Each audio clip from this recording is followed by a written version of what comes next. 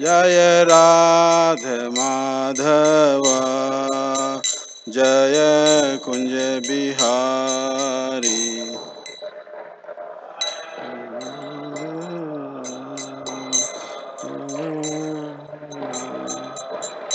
जय गोपी चंद वल्लभ जय गिरिवरधारी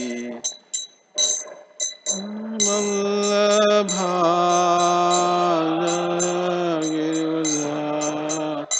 जय गोपी चंद वल्लभ जय गिरिवरधारी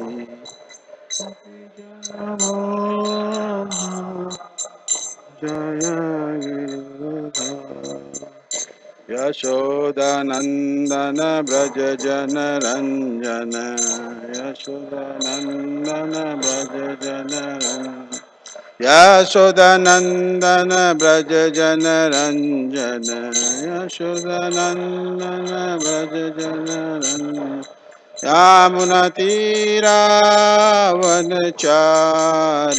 यमुनतीरावनचारी यामुनतीरावनचारी यमुनतीरावनचारी जय राधे माधव जय कुंज बिहारी राधे माधव जय कुंज बिहारी जय विष्णु पदम परहंस पुरीकाचार्य अष्टोत्तर सदेशी भक्तिवेदांत स्वामी श्रील प्रभुपाद की जय नामाचार्य श्रीलदास हरिदास ठाकुर की जय हो। प्रेम से कहो जय श्री कृष्ण चैतन्य प्रभु नित्यानंद श्री अद्वैत सदा शिवासदि गौर भक्तविंद की जो ग्रंथराज श्रीमद् भागवतम की जो निताय गौर Premanand all glory Ishwar समल devotee.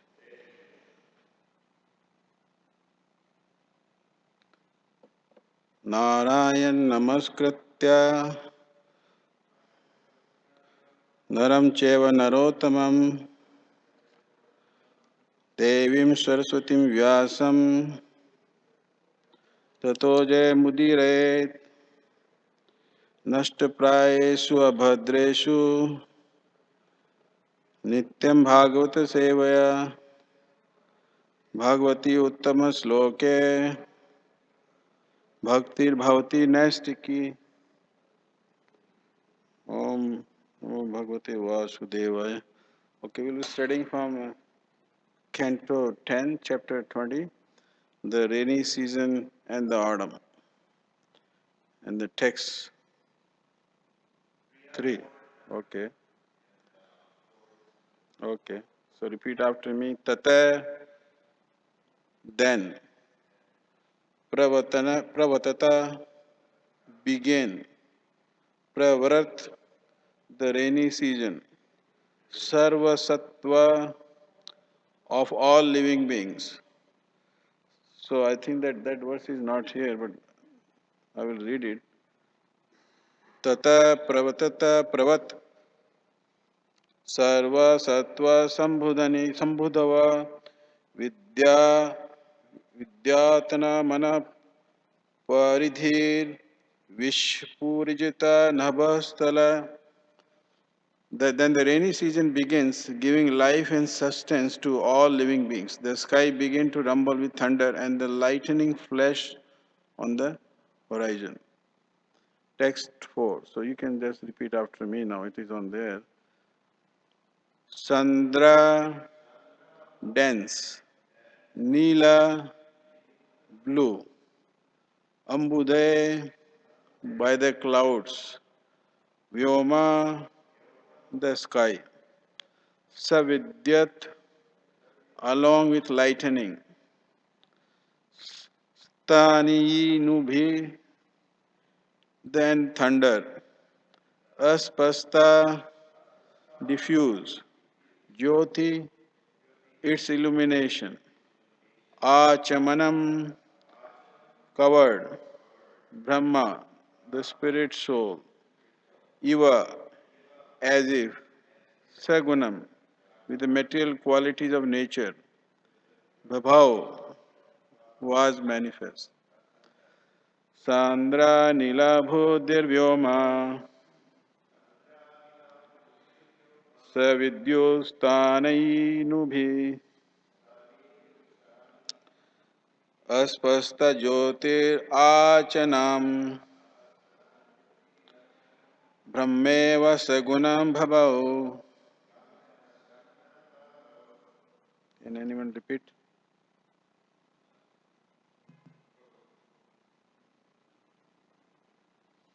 Chandra Nilambudirvyoma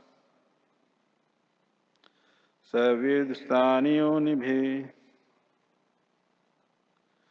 Aspasta Jyotirachanam Brahmeva Sagunam Bhabau. Chandra Nilambudirvyoma.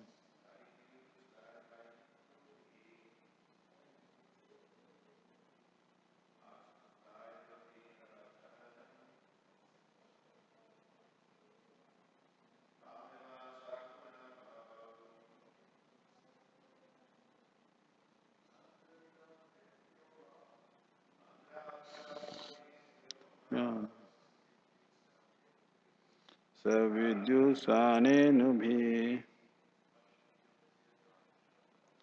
अस्पष्टज्योतिराचनम्.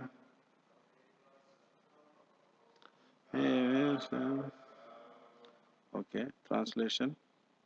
The sky was then covered by dense blue clouds, accompanied by the lightning and thunder. Thus, the sky and its natural illumination were covered in the same way that the spirit soul is covered by the three modes of the material nature. Lightning is compared to the mode of goodness, thunder to the mode of passion, and clouds to the mode of ignorance. Thus, the cloudy sky at the onset of the rainy season is analog to the pure spirit soul when he becomes disturbed by the modes of nature. For at the time he is covered and his original brilliant nature is only dimly reflected through the haze of the material qualities.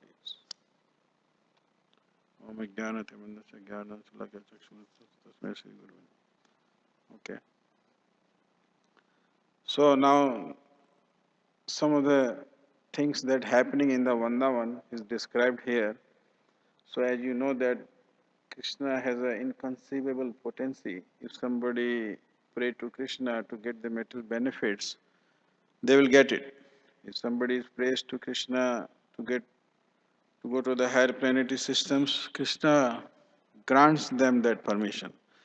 But if somebody wants to do the devotional service to Krishna, then actually Krishna comes to them. Okay? So that same Krishna is there in the Goloka Vrindavan. Okay?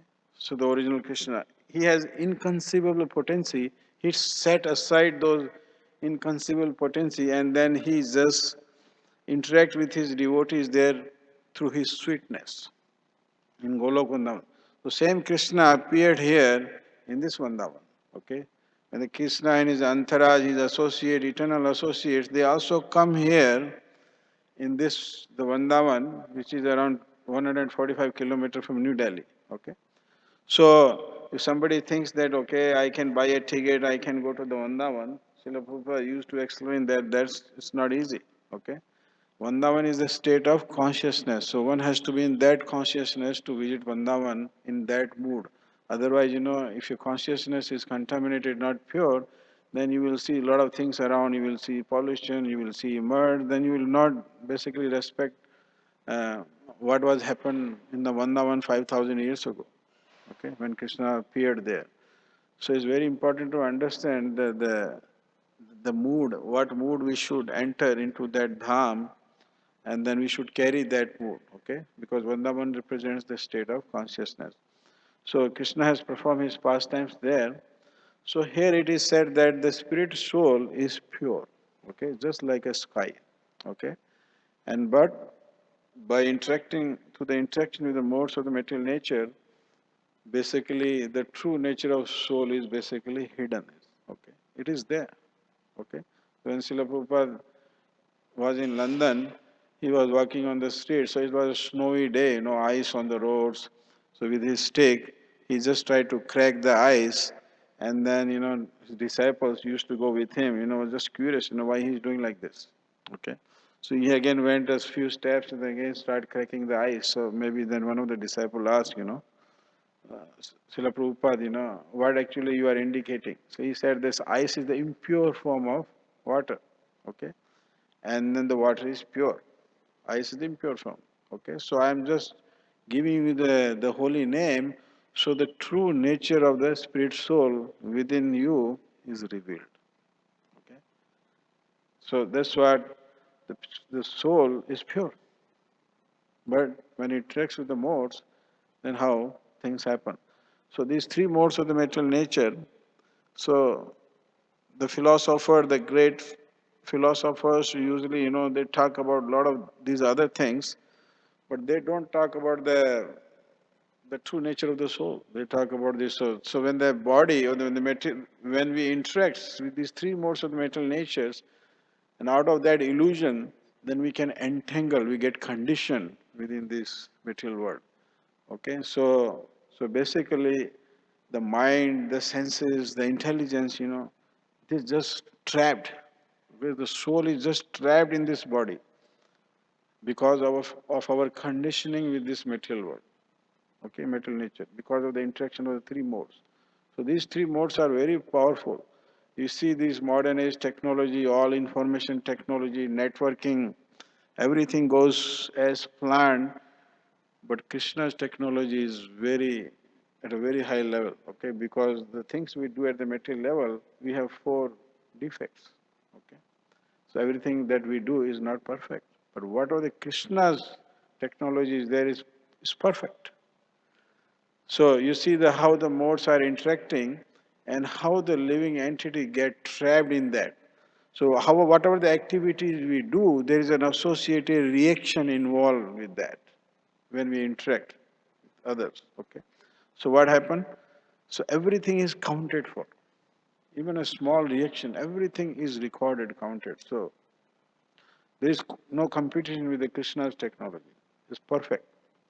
Okay. So uh, these are like a ropes, you know, bound us, and then just we act according how these modes works. So this is like a Srila Prabhupada used to give an example of a bull. Okay, so bull is so powerful, but the nose part of the bull is so weak. Okay, so they tie the rope through the bull nose, or even a small child, and you compare the whole bull. There is no comparison. He with this pulling that rope, he can control how the bull moves. But the bull thinks that, when the child is pulling the rope on the right, he goes on the right. So bull thinks that, I'm going this way. I'm going this way. I'm circling around. Okay? This is just out of illusion. Bull thinks that I'm doing it, but just because of the illusion, he's just thinking. But actually the other person is pulling him. So similarly, these these three modes of the material natures are so strong, they will condition you in this material world, and you will act accordingly how the modes interacts. You have no choice. Develop a habit. So there used to be, Srila Prabhupada used to say that, there was a thief, and then he has completely conditioned. That means his propensity was just to steal things. But somehow he was going on a yatra with the devotees. So he thought that, no, these are nice devotees, so let me not steal things from them. Okay, so these devotees were sleeping, but that propensity, to steal things was within his heart. Okay, so the urge was there because he was conditioned. He has developed that habit. So he thought that, he wake up in the night, everybody is sleeping. He said that, I cannot steal because I'm at a pious place with the pious people. Let me move around their bags.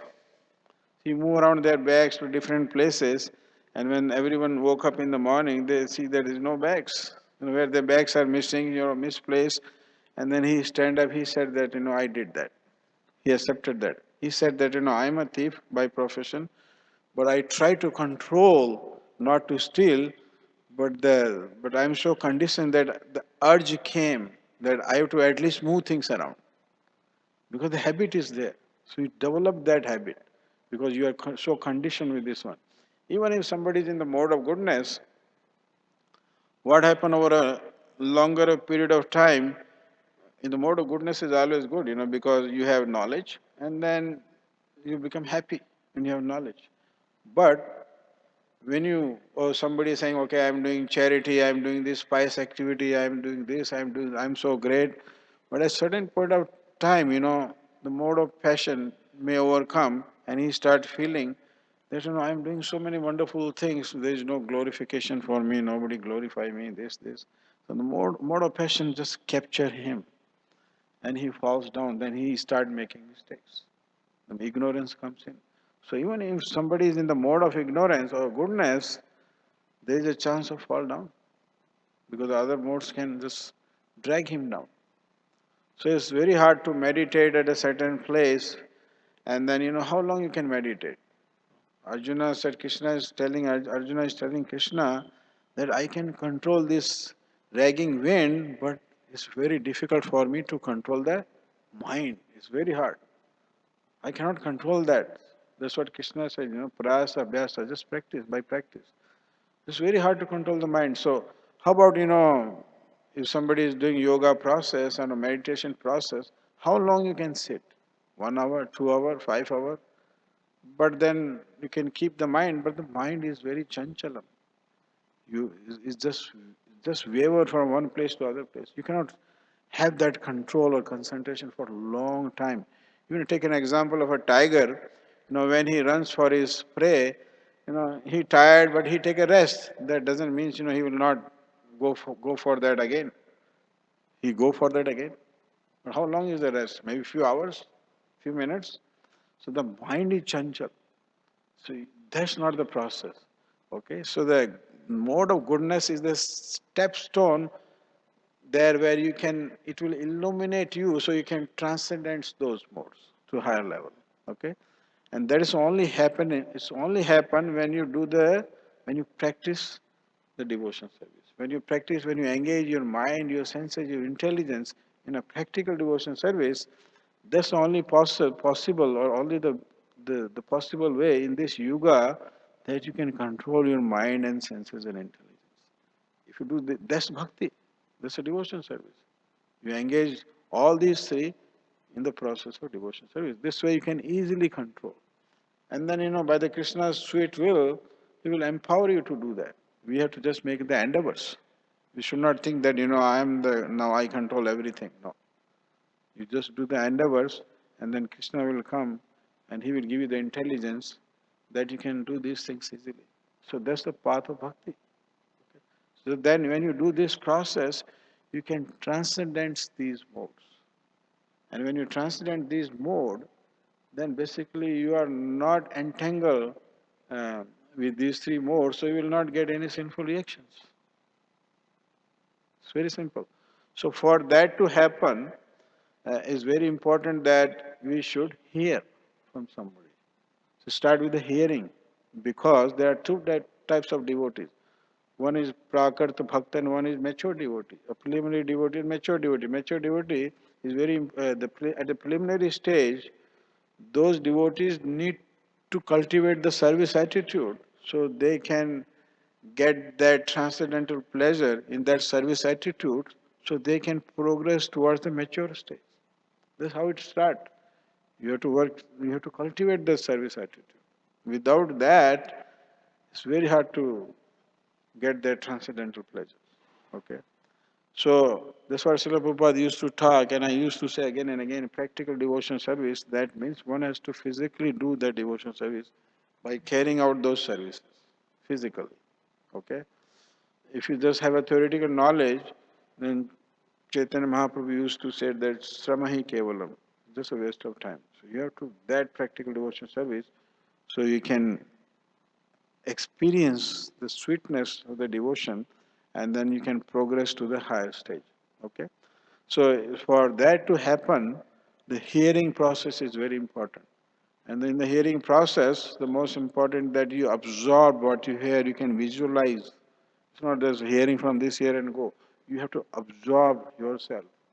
And then you visualize as you hear the pastimes of the Krishna. As Chaitanya Mahaprabhu, when he went first time to Vrindavan, he saw the Yamuna river and he just jumped into the river and fall in ecstasy. He was just sleeping like a dead body because he was experiencing how Krishna and Radha has performed their pastimes, okay, at that place. So he was experiencing that.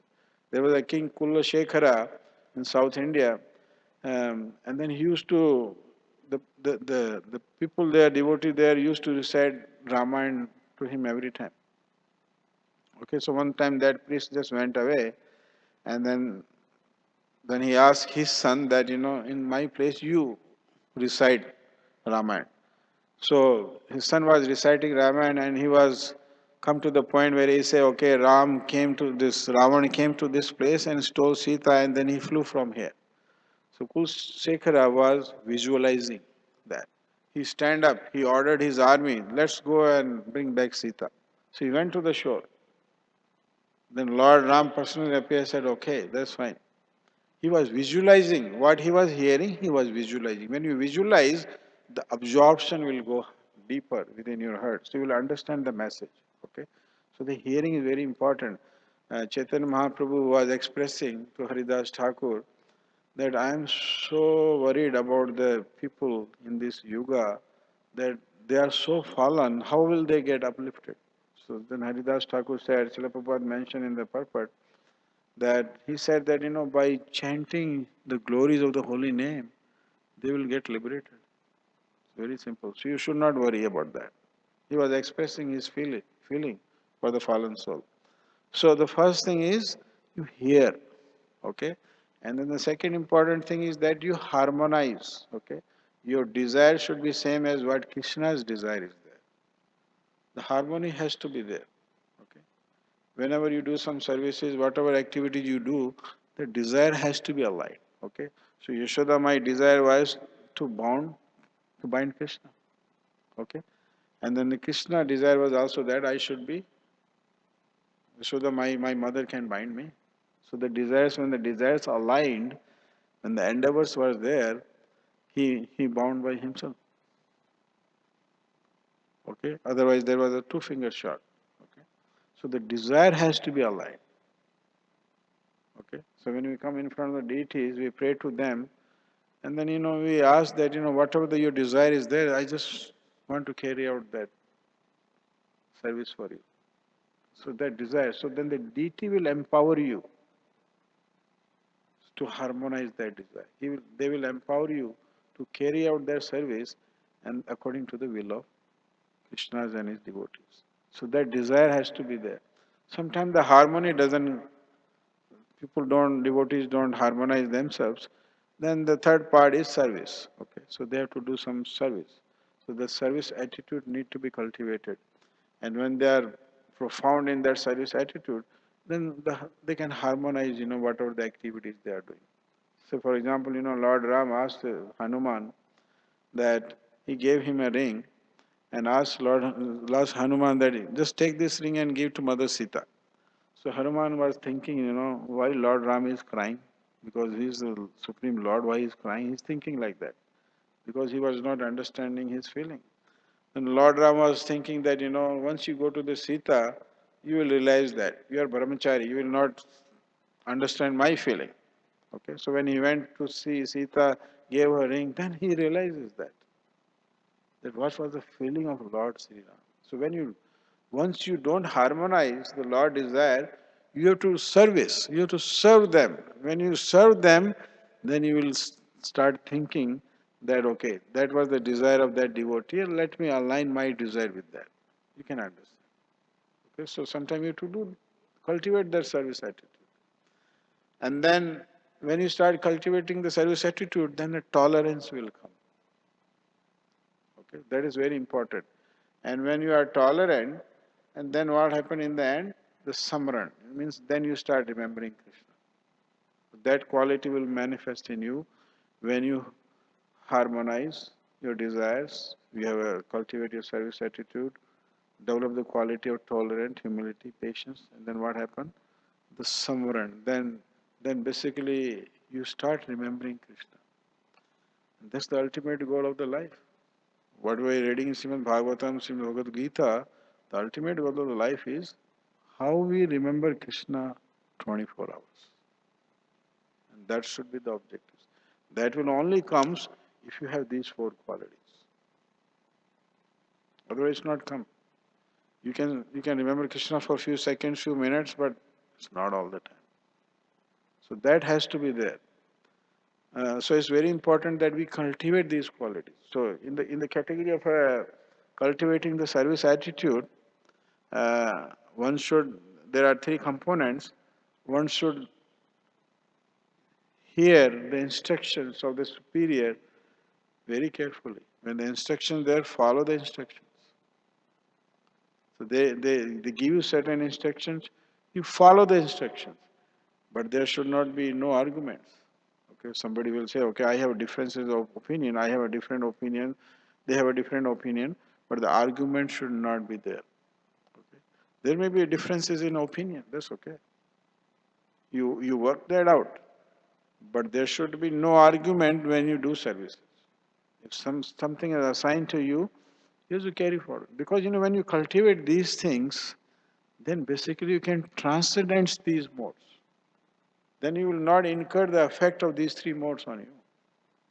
You will try to purify your Krishna consciousness, but you have to do these activities. So, you just follow the no arguments. Like Srila Prabhupada used to give an example of a chaste wife. Okay, when husband is there, she decorated herself. Okay, but the husband just went away, then she took the decoration out. That doesn't mean her love for husband is not there. It is there. She is thinking about her husband all the time. When the husband come back, she again decorate. Okay, so it's like that. Differences of opinion can be there, but we should not argue. Whatever the services is given to us, we should accept as that this is the mercy of Krishna. Because if we start differentiating, okay, this is not me, this is not for me, this is not for me, I like this, then we cannot elevate our consciousness. We will just stick there and then start making offenses against the devotee.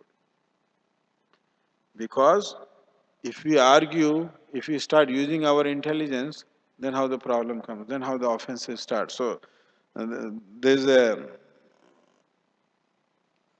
there is a rishi who was used to meditate under the water. Okay, Sabri Muni. He used to meditate under the water. Okay, and then the Garuda came and he want to eat fish. No, Garuda is a much more powerful and a higher level of devotee than that Muni or the Sadhu. Then he said that no, I am meditating here, they are under my protection. You are not supposed to do that. He was using his intelligence, okay, and trying to figure out. So what happened? He did an offense to that Garuda. And what happened later on, you see that he got enchanted by the when he saw the two fishes were mating, he got enchanted and he fall down.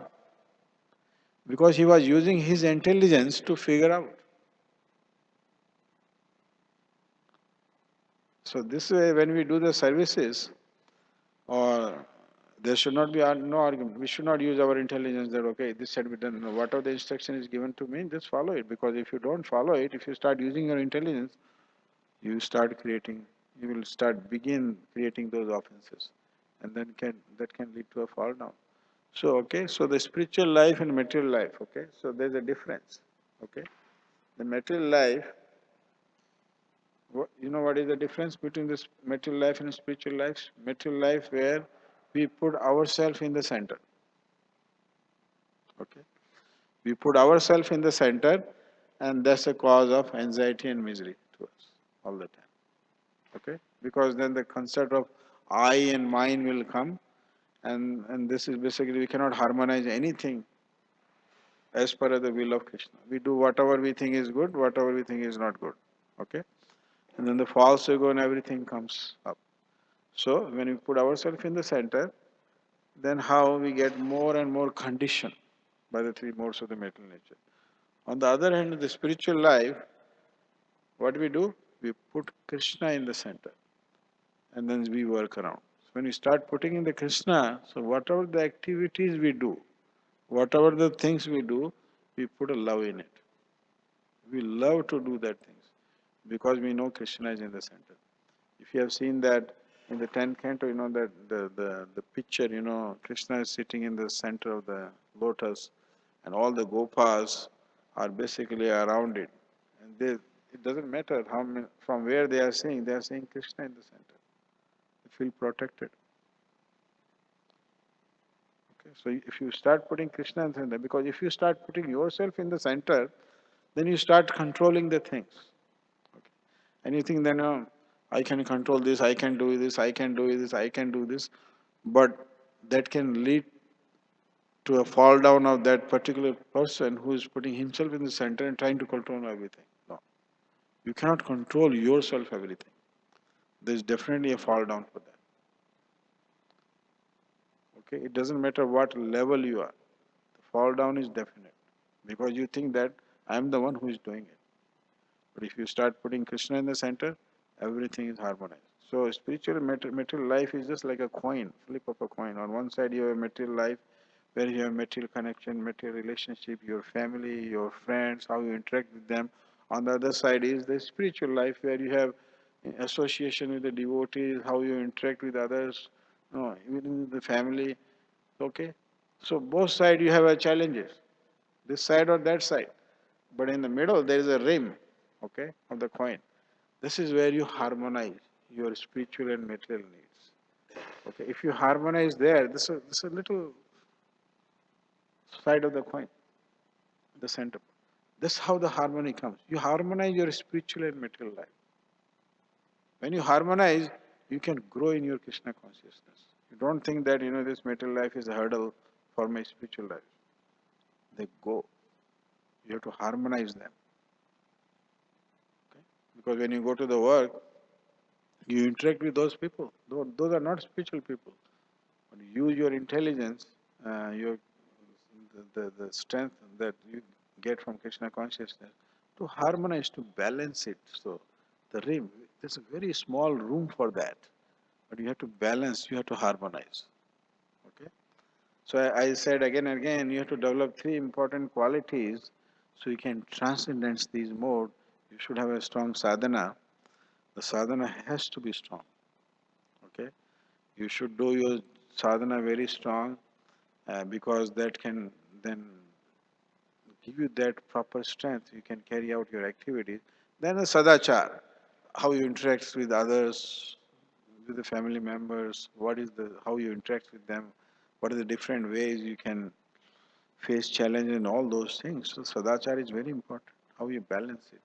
And then the third is basically uh, service. You should be servant of the servant of the servant. You should be in that mode. Okay, you cultivate that mode. You should not exploit others. Okay, you cannot do service in the mood of exploiting others. When you start doing this, then basically this definitely can lead to a fall down. Okay, so you serve others in the mood of a servant. Okay, it's pretty easy for us to say that I'm your servant, but when the time comes, then that mood should also be applied practically. It's not like just saying through mouth and things work. No, you have to apply that things practically. You can cheat anyone else, but you cannot cheat Krishna. Okay, so that mood should be there. Otherwise, the harmony will not be there. Okay, so it's very important that we harmonize these things. Otherwise, we will not have interest in hearing. We cannot develop the qualities of humility and tolerance, and the samran will not come. Okay, so that's what Srila Prabhupada has given these books. The acharyas are there, the parampara system is there. So hearing, very important. Absorption, visualization. Here, discuss the pastime of Krishna and the association of devotees. That's what we are doing here. When you associate with the devotees, and then you can get the realizations. You can share your realizations. And this is strengthen your hearing. And hearing also gets strengthened if you serve the servants of the Vasudeva. You serve the servants of Lord Sri Hari or Krishna. When you serve them, then the interest of hearing will come. Otherwise, if these processes are not there, then it's very hard for us to harmonize, and we just get conditioned in this material world and get entangled by the three modes of the material natures, and then that will basically covers the purity of the soul. So that's what it is said here. The soul is pure like a sky, but it get conditioned how the living entity interacts with this matter. Okay, and it's just an illusion that I am the doer. So this is where this material world is a correction facility. Okay, we are corrected here. It's a correction facility. Okay, so in this correction facility, we are given this holy name so we can revive our original consciousness. Okay, which is pure, eternal love for Sri Hari Krishna. Okay, so I will end here. Okay, because I have to rush. So, is there any questions or discussions?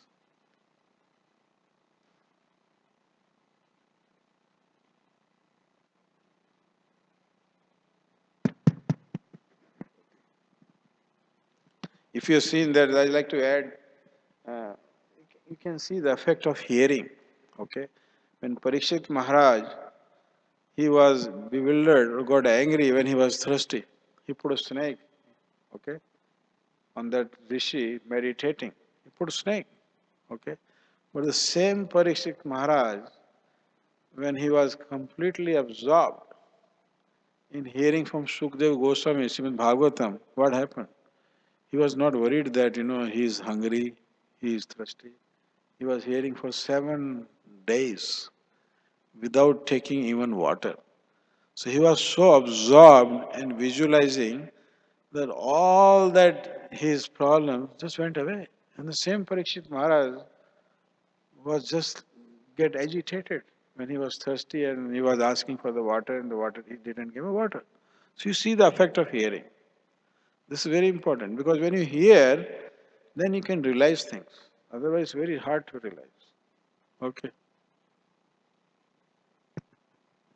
Hare Krishna, Prabhu. Thank you for your class.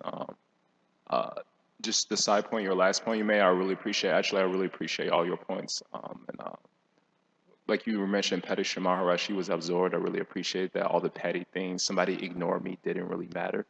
And also, that's why Queen Kunti prays, like, miseries comes because he was on his deathbed. Now, when we're on our deathbed, we don't care who's spreading rumors about us. Yeah. All we care is absorb the Krishna Katha. That's why we see when we get some sickness. And I know when I got sick and I couldn't chant that well, when I got better, I developed a better appreciation for being able to chant. So that's why I consider it a blessing. But also, your point I want to mention you could expand on is that I appreciate it about putting Krishna in the center. When we put Krishna in the center, uh, then well, if we put ourselves in the center, we won't find any satisfaction. And Prabhupada will always quote that verse from Bhagavatam, watering the root of the tree, the center of the tree. And I really appreciate that because if we water the root of a tree, the tree will be satisfied. If we water the twigs, then we'll be dissatisfied. If we think of Krishna in the storms of life, then we'll be satisfied. If we think of I'm right and you're wrong, and therefore, or I compete with others, these twig petty arguments, then we'll be miserable. I know it from my own self. If I don't put Krishna in the center, then I'm miserable. However, unfortunately, it's among a community of devotees. There's so many. We come from so many nationalities, so many colors, so many backgrounds. And you were saying the harmony is putting Krishna in the center, which I appreciate. And there's a nice quote that says, you don't get harmony when everybody sings the same note. Yeah. That's the most beautiful thing about music. There's so many different notes, but they're different notes. But when they come together and harmonize, it sounds so beautiful. But when it's the same note, it's not as beautiful. So my question is that I think you pretty much answered my question, putting Krishna in the center, and that means focusing on your sadhana. However, my question is about the meaning of sadhana. Generally speaking, when we take initiation, we take the vow of 4 regular principles, and I vow to chant 16 rounds. That's my sadhana. No, nobody ever vows. I don't. We didn't vow. I vowed to hear Srimad Bhagavatam every day. I vowed to be more humble than a blade of grass, more talented than a tree. So sometimes we I, can you speak about that? Because it seems like we take our chanting, sadhana, very seriously, but we didn't vow to hear Bhagavatam. We didn't vow to be more humble than a blade of grass. And I feel like in the beginning of my life, I didn't take that as seriously because I didn't vow for it. So it's not as important. Can you explain how important it is, or Yeah, the if we didn't sadhana is take vows? basically the stepping stone for your deepening of your Krishna consciousness, and it's very critical. Sometimes when we start sadhana, and then we have so many things we plan for a day. Okay, for example, we have this schedule, we have this schedule. As soon as we put our hand in the bead mala and we are chanting, and then we are thinking, about a schedule. That's not a sadhana. That's an offense to the chanting of a holy name. So the sadhana means you should have whatever the things or rounds you are chanting, you should chant those good rounds in a place where you have no distraction. Okay, you put aside your schedule, everything on the side, and just focus on that chanting because it's very important. You see the example where if you have a jar and then you have a bigger stone, smaller stone, sand, everything, what you do? If you put a smaller stones and sand, what happens? You cannot fill the jar completely because where the place for the bigger stones. So the bigger stone here indicates the sadhana. If you put those stones first, then you can easily fill up the small spaces with the sand and other stone, and the jar is completely filled. So if the sadhana is strong, so whatever the activities you do throughout the days, you maintain that level of consciousness. You are aware of that whatever the activity I am doing is this for Krishna. You will remember, you will get that strength. The time will expand. Okay? Some devotees can do amazing multiple services because Krishna expands their time. And still they have time to do more. Okay? Okay? Because this sadhana is very strong. That give them the stepping stone that they can just uplift themselves and do many, many things, wonderful things. If the sadhana is not strong, then it doesn't matter. Whatever activity you do, you feel anxiety, you stress out, and then whatever the activity you do throughout the day, if you haven't done your sadhana properly, if you haven't done your rounds properly, whatever the activity you do, you always think that, I have so many rounds left. The focus is always there. The distraction is there. Anxiety is there. Whatever the service you do, there's anxiety. You will not put your heart in it. So it's very important. This is the pillar.